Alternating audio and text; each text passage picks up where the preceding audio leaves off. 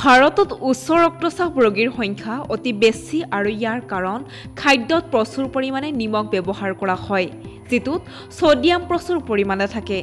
ইয়াৰ উপৰিও দুৰ্বল জীৱনশৈলী, মানসিক চাপ আৰু শাৰীৰিক ক্ৰিয়াকলাপেও উচ্চ ৰক্তচাপ বা হাই ব্লাড প্ৰেছাৰ সৃষ্টি কৰিব পাৰে। যদি আমি নিয়মিতভাৱে জিংক সমৃদ্ধ খাদ্য খাওঁ, তেন্তে বিপি সহজে নিয়ন্ত্ৰণ কৰিব পৰা যায়। জিংক সমৃদ্ধ খাদ্যসমূহ কি আজি আমি প্ৰতিবেদনত আলোচনা কৰিম। বাদাম। জিংকৰ বাহিৰৰ বাদামত প্ৰচুৰ পৰিমাণে বহুতো প্ৰয়োজনীয় পুষ্টিকৰ উপাদান থাকে। জিংক পাবলৈ আপুনি বাদাম, কাজু আৰু আলমণ্ড আদি শুকান ফল সেৱন কৰিব পাৰে। এনে পৰিস্থিতিত আপোনাৰ উচ্চ ৰক্তচাপৰ সম্ভাৱনা বহু পৰিমাণে কমি যাব। গাখীৰৰ পৰা উৎপাদিত সামগ্ৰী।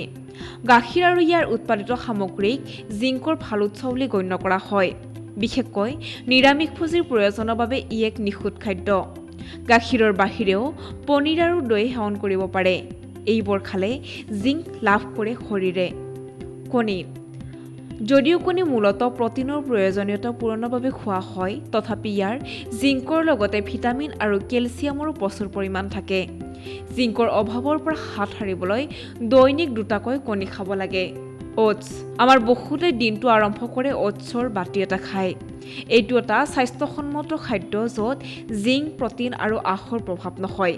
এইখিনি খালে উচ্চ ৰক্তচাপ, বদহজম আৰু মেদবহুলতাৰ পৰা সকাহ পাব পাৰি। Dark chocolate.